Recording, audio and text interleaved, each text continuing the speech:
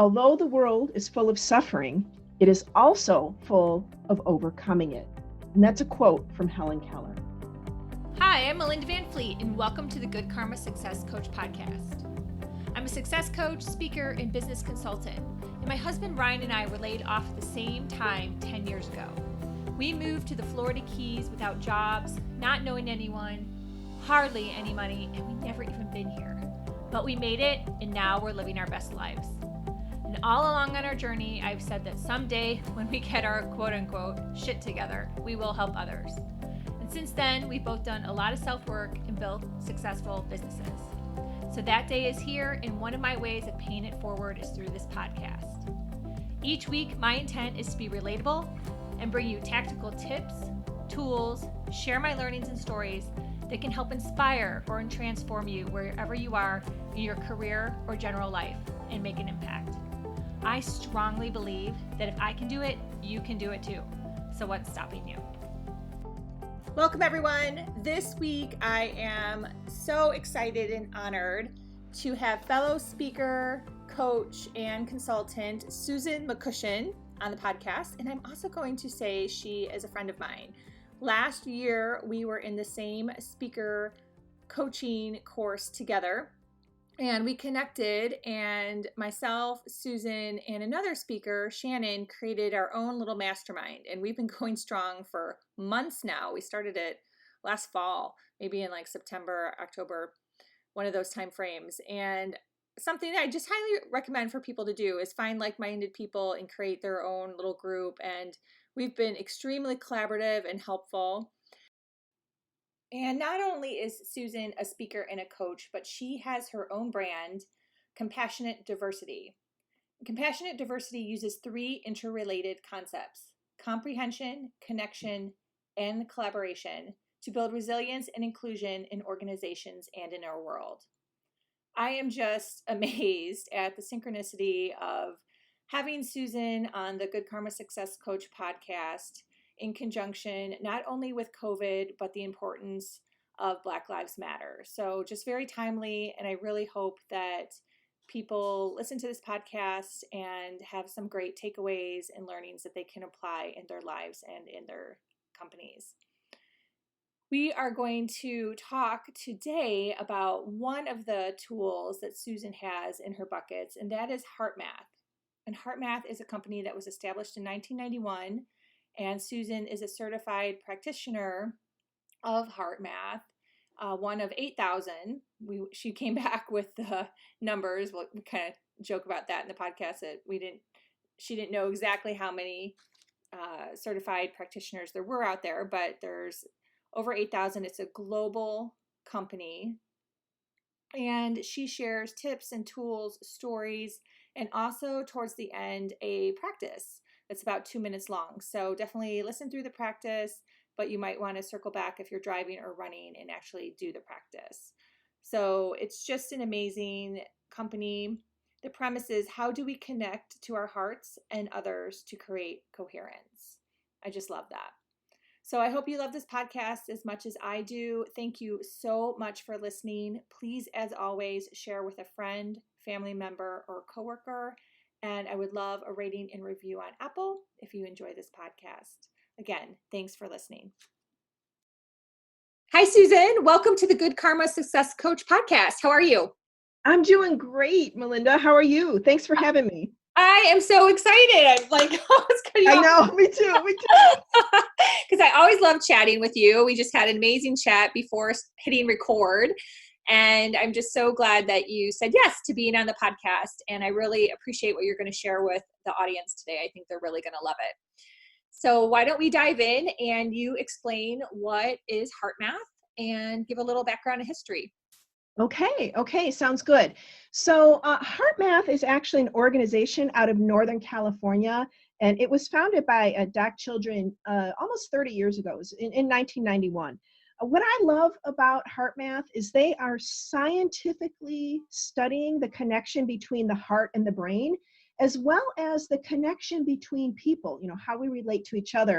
And actually, third field of study they do is about the energetics of the earth as well. But I think today, most of what we're going to be focusing on is that connecting the heart the brain kind of for ourselves. And maybe we'll get a little bit into how we influence others as well.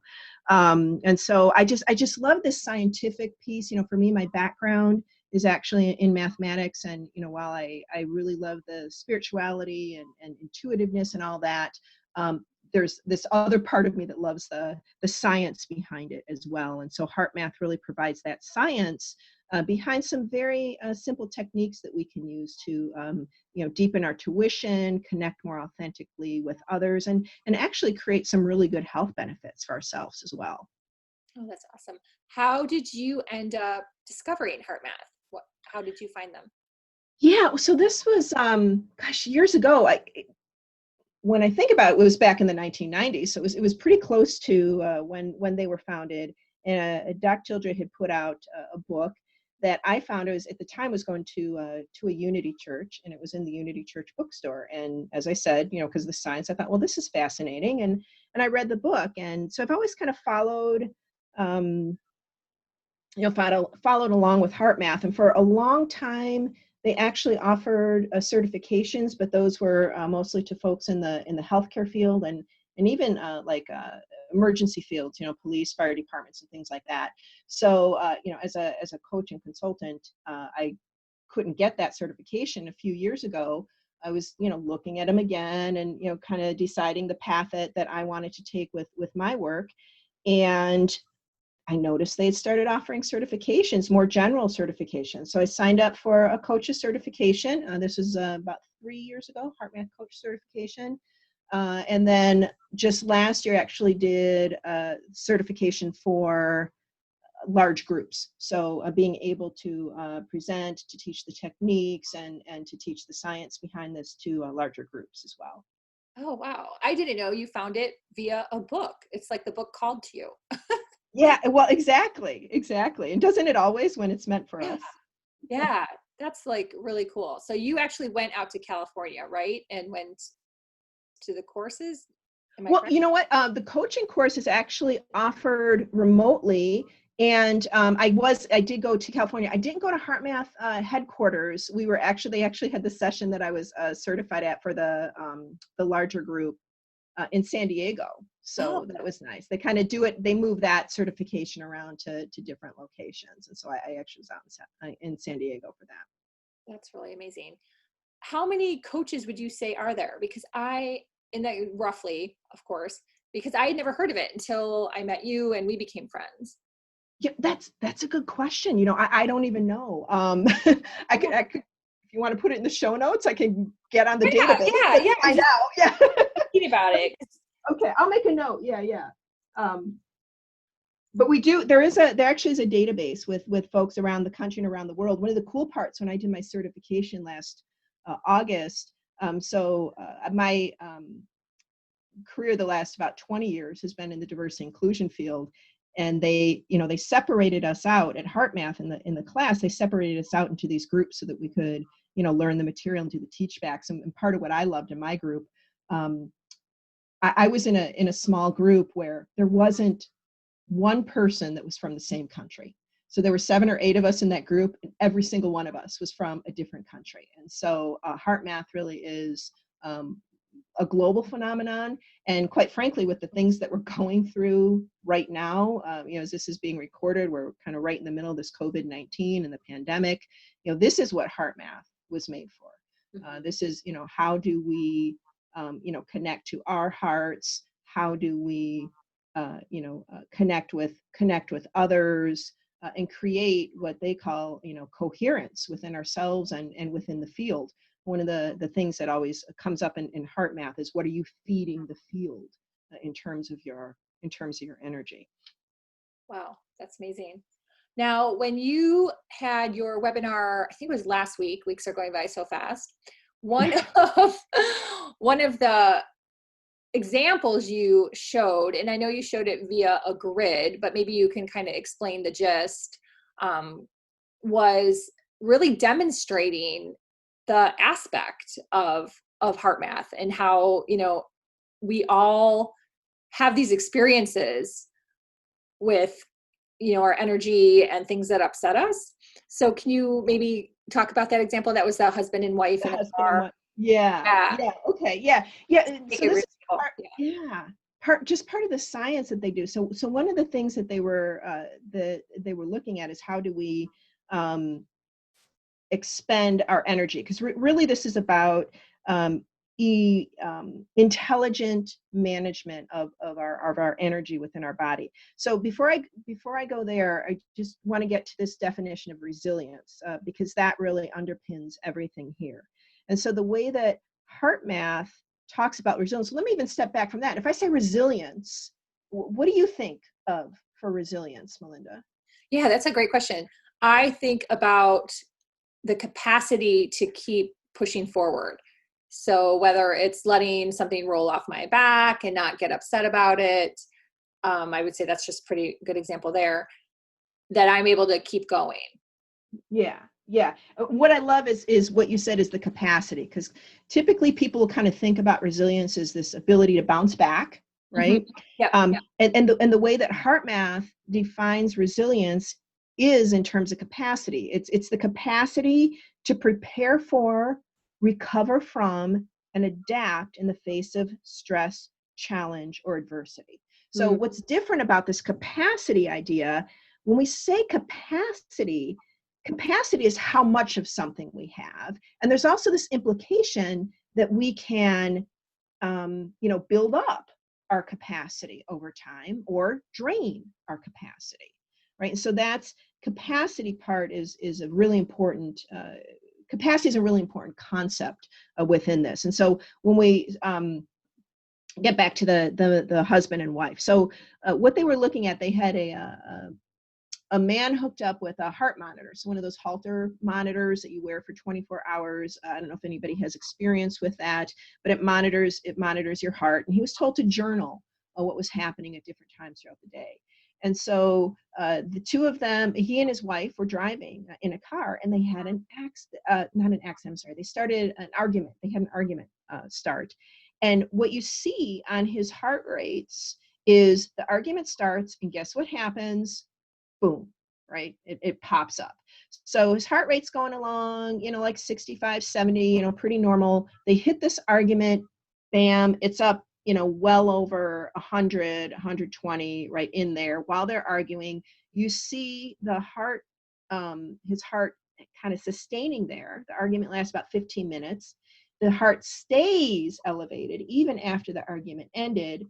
It starts to come down about 10 minutes after the argument ended, and then it stays elevated for well over an hour. So by elevated, remember before the argument, he was about 60, 70, pretty normal.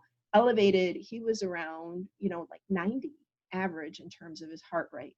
So that's a pretty significant jump, and something that went on long after the argument ended, right? So when you think about what we're doing to our bodies, these times of stress, our emotions are the key drivers of our physiology. So any emotion that we have, there are over 1,400 chemical and hormonal changes that happen in our bodies. And so we've all heard of cortisol, right? The stress hormone. Right. And so imagine hours after this argument even ends, he's still got this cortisol coursing through his body. And it's the stress hormone, and the cortisol breaks down our systems, and that's how stress deteriorates us over time. Yeah. I just love that example. And it makes you think. I'm sitting here right now, just thinking of something that happened about an hour ago. Mm-hmm.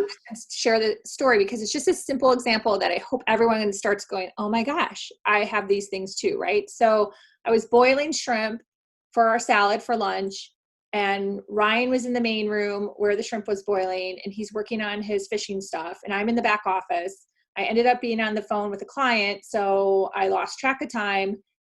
I hang up the phone. I could smell the shrimp, which means it's getting overcooked, right? Mm-hmm. And so I run out. I'm like, oh my God, damn it. Like the fish, the shrimp. And Ryan's like in La La Land. Yeah, right. I'm like, didn't you smell it? I'm just like, didn't you smell it? So I guess that's where resiliency comes, is that, yes, my cortisone probably went through the roof because I'm thinking that I just ruined shrimp, which is, pricey and was our lunch. I fix the shrimp situation, I go in the back, and I guess I probably came back down pretty quickly. But Yeah. then what I don't know, I moved on from thinking about it till obviously just now sharing the story, but you wonder what's still going inside your body and how resilient was I then to like bring it all back down, you know? Yeah. So Yeah. really fascinating. I love this example. Yeah. Well, and you brought up some great points in your example too. Again, if we go back to that definition, it includes recover from, right? And Mhm. so one of the things when we learn these heart math techniques and we practice them regularly, it helps us recover from those situations more easily. The other thing that you brought up, it's our brains don't know whether something is happening right now or whether it happened in the past. So as we revisit, these arguments, what happens? Well, the same thing that happened the first time, right? It's Yes. these emotions are coming through and triggering and coursing again, the chemicals through our body. And so we're actually, our bodies actually relive these situations. They don't, again, brain doesn't know if it's really happening or not. We can think of lots of situations, whether they're, happy situations or situations like you gave, right? We actually feel that stuff. And when we're feeling that stuff, our bodies are having the same reaction as the first time that they happened. And so that's why it's so important to build up this capacity for resilience. Stuff's going to come up. It's life, right? Right. It's gonna burn That's once okay. in a while. Right? But when we build up, our capacity for resilience, we're more self-aware. We're recognizing when these things come up, and we start to say, okay, wait a minute here, right? And maybe do technique, or we're able to recover from that more quickly. And that's the important part. Yeah, that's fascinating. And we could go down a gazillion different Oh gosh, yeah. rabbit holes on this because I'm so with you. I feel that one of the most unspoken truths out there is how you replay scenarios over and over in your mind, right? And Mhm. no one talks about that. And I think that that is one of the keys to my marriage with Ryan is that I I don't do that. I rarely do that. I've been I'm going to use your word, resilient in my life, and I've gotten better at that I don't replay, but my husband Mhm. replays, and he's gotten better at not replaying, but I can always see when he's replaying, and I can Mhm. hear it when he's replaying. And so I try to like knock it out as his like coach. So I'm like, all right, why are you still going over this scenario that happened 3 days ago? And, Right. most people don't talk about that and they don't address it. They don't recognize it in themselves or in other people. And, it definitely all kind of goes into your bucket of what you're talking about is being Yeah. able to move through those situations and get your energy back in line. Yeah. Yeah. And well, it's important to remember the brain's primary job, one of its primary jobs, is to protect us, right?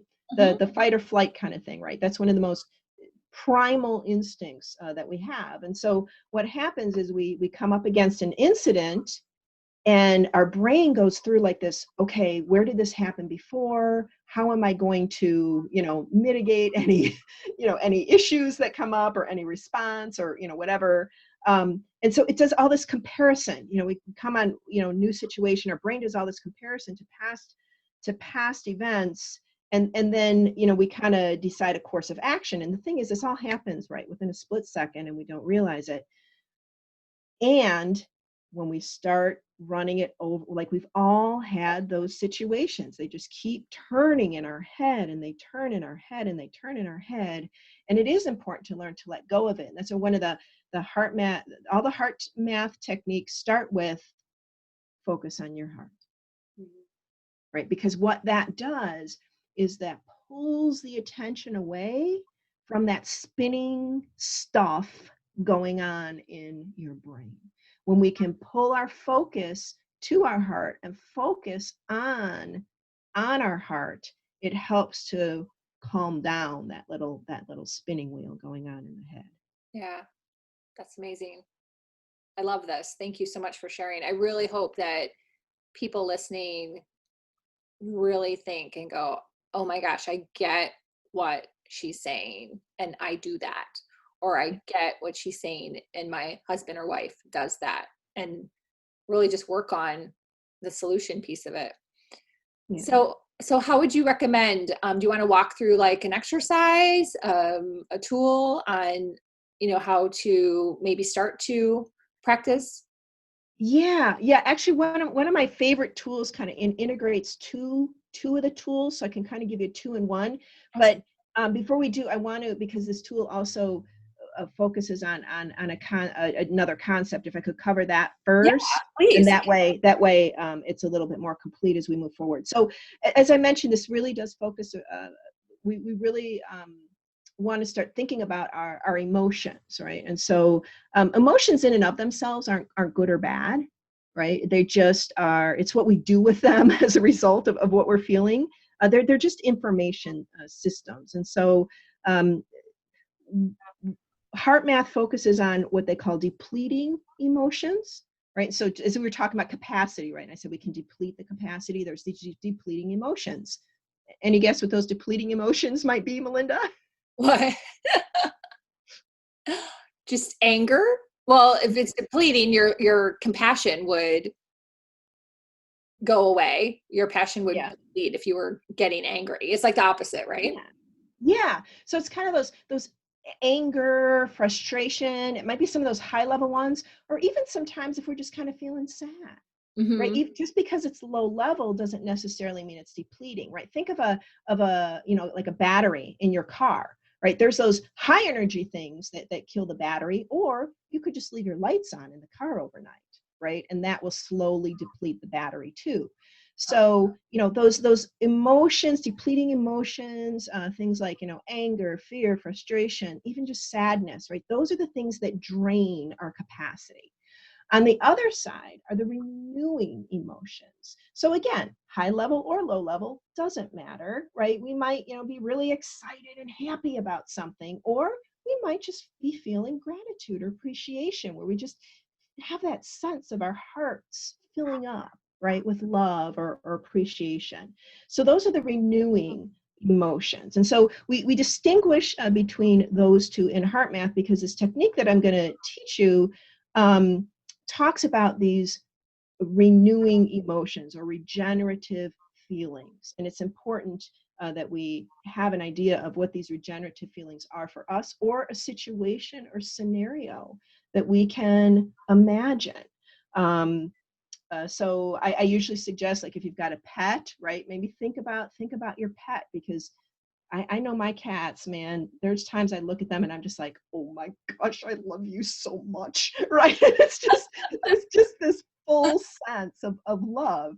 On the other hand, if I think of my husband, there's times I might feel, oh my gosh, I love you so much. And there's the other times where I feel like, oh my gosh, I just want to, So usually, like, using a person as a go-to is not the best thing for a regenerative feeling. So, maybe it's that, or maybe it's like a favorite vacation spot. Maybe you've got a beach you like to go to, or a mountaintop, or a lake, right? But what I want everybody to do right now is kind of think about, what is that scenario that is going to help you create that regenerative feeling? Because that's what we're going for. We're going for creating that regenerative feeling. Again, doesn't need to be like, yay, appreciation, gratitude, love, right? That's where we're heading to this. If it gets you to yay, more power to you. But that's so that regenerative feeling is important. So the technique I'm going to teach you is called the quick coherence technique. And there are 2 steps to it. I'll explain the 2 steps first, and then we'll go ahead and go through it. So the first step is actually heart-focused breathing. So I mentioned I was giving you a 2-in-1. If all you want to do is do the heart-focused breathing, that's good enough. So the heart-focused breathing, as I mentioned, you bring your attention to your heart or chest area, and you slow down your breathing, and you imagine that your breath is flowing into and out of that heart or chest area. And then that is just called heart-focused breathing. That alone is good. If we're going to do quick coherence, we're going to start with the heart-focused breathing, and then we are going to move into making a sincere attempt to experience a regenerative feeling, okay, such as appreciation or care for someone or something in your life. So those are the 2 steps. It's really simple. This isn't something that you just want to just jump in and okay, I'm going to do it today right now. But it is something we really want to practice if we want to change overall, because we can overall change how we feel and approach things overall with practice. So just a couple minutes a day, 2 or 3 minutes a day, 2 or 3 times a day is enough to start to build up that capacity for resilience. Okay. All right, so let's go ahead and get started here. And it's going to be, we'll do about 2 minutes. I think that's probably long enough on a podcast. People may jump in at the quiet part and go, wait, she's not talking. So we'll go ahead and do 2 minutes. And what I would like everybody to do is to focus your attention in the area of your heart. And imagine your breath is flowing into and out of your heart or chest area. And breathe a little slower and deeper than usual. Maybe 5 seconds in or 5 seconds out, whatever's comfortable for you.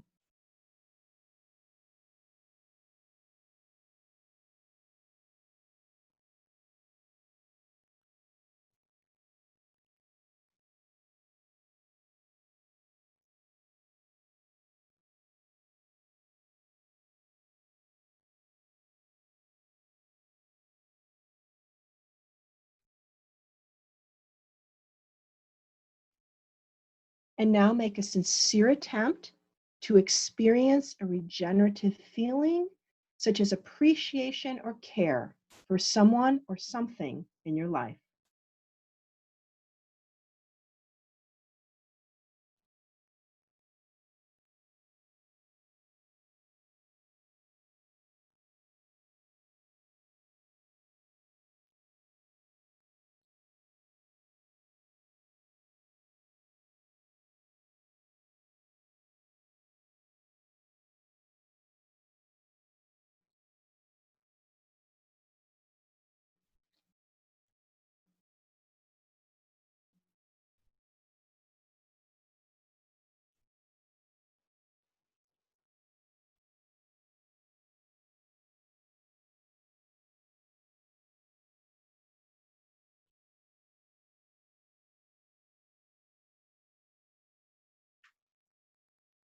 Okay, and that's it. That's 2 minutes. Wow. Can you imagine if everyone practiced this like every day, like you're saying, 2 to 3 minutes, 2 to 3 times a day, the changes that you'd see in people and behaviors, like it's pretty amazing. Yeah, that's definitely our goal. Yeah. Wow. Thank you. Thank you for leading us through the exercise. And hopefully, like if someone's driving, you could probably still breathe and get the intention and the idea. I close my eyes. So obviously if you're driving or running, you don't want to close your eyes. Well, right, and that's the goal with Heartmath is you can do these anywhere. Yeah. When you're starting your practice, it might be easier if you're used to meditating and things like that. It might be easier for you to help focus to close your eyes. But eventually, the more that you practice, the more you can do this right in the moment. Mm-hmm. So you and I can be sitting face to face and talking, and I can be sitting there doing Heartmath, quick coherence technique or some other technique.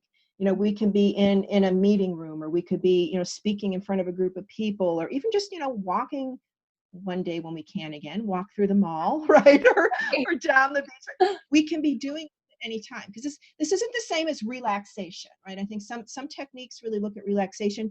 Heartmath is really looking at, how do we make this an active part of our day? How do we actively practice and continue to build that capacity? Because, if we're in each other's presence, if I'm doing this, I'm going to affect you. And that is part of the science. That's part of what they've looked at, because the energy fields of our hearts, they go out about 3 feet from our body, right? They have measured this. So they go about 3 feet away from our body, and they're 100 times stronger than the energy field of the brain. The energy field of the brain only goes out about an inch from the body. Wow. So when we're sitting together, if you're, is you're, maybe sitting at, dinner with Ryan or whatever, if you start doing this, there's no way you can't affect him, right? There's Yeah. no way, because that's what you're feeding the field are those regenerative feelings, right? And that will now connect in with him as well. So you might not know this, but how do they measure something like that? How do they measure that it goes 3 feet from your heart? Yeah, so there's they've measured things with EKGs, ECGs. There's other scientific I forget, magnetometers or what. I will allow myself to be corrected on that, but I don't magnetometers, things like that they can measure the electrical field of the body, and they've used that in terms of hooking things up. Heartmath actually even has their own technology that they have developed where you can, as you're practicing, measure your own coherence, and that's pretty amazing too, because I know for me, when I start, when I'm hooked up, I've got 2 of the personal devices. When I'm hooked up and I see my heart rate just really jagged and jumping and going all over, and I start doing this, I see that heart rate smooth out. I see the amplitude of the curve becoming larger, right? Higher and lower and more smooth, and it's pretty cool to watch. They've got their own tech that for folks to use as well as they go through this. Oh my gosh. So when you used to do speaking and do workshops, would you bring along your equipment like that? Yep. Yep. Oh my gosh, I didn't know that. That's really cool. Yep. Absolutely. It is pretty cool to see as well. Yeah. Oh, that's great. Well, thank you so much for sharing. Do you have any last thoughts or advice? I think too, you have a mantra to share. Well, yeah, I think it's more of an affirmation. One of the things that I like, as one of the things we've been talking about too, not in the podcast, but before, was, where we focus our attention. And again, that, focus the attention on the heart is important. But one of my favorite things to do, especially when I'm feeling stressed, is just to affirm that I'm surrounded by loving and supportive friends and family. And I have found that to be more true now than ever. And just so much wonderful support from friends and family and help. And usually it's kind of, I'll run that through my mind a couple times, and next thing I know, I'm getting a text from somebody maybe I haven't heard about in a while. Right? So that's just one of my favorite affirmations. I'm surrounded by loving and supportive family and friends. That's beautiful. I'm surrounded by loving, supportive family and friends. I love that. Thank you for sharing that. That's awesome. Mm-hmm. So how can everyone follow you, connect with you? Give us the scoop. Yeah, so I'm on Facebook and Twitter and LinkedIn. So just my name. All of it is just my name. If you want to connect with me, anybody can feel free to shoot me an email. It's just Susan at day1llc.com, but I'm going to spell that day one a little bit differently. There's another meaning and purpose behind that. Day one is spelled DAIONELLC.com. And you can't leave us hanging. Like, what's the meaning and purpose? Oh, okay. So actually, you can't do that. Like, what? One like that. Yeah. Well, there is meaning behind that. Actually, the meaning behind that, I am a registered member of the United Tribe of Indians of Wisconsin, the Oneida Nation. That's on my mother's side. And DAIONE is actually an anagram of Oneida. Oh, wow. I gotta Google that. You spelled it out, right? Yeah, I did. I wrote it, and then I'm like, okay, I'm just like putting it into my brain. So yeah, that's really cool. Wow. Yeah. Very fascinating. And that's topics for a whole other podcast. So yep. I love that. Well, thank you so much for joining me today. And I really hope that everyone learned something and got some value and can easily implement Heartmath into their life. It's very cool. Thank you, Melinda.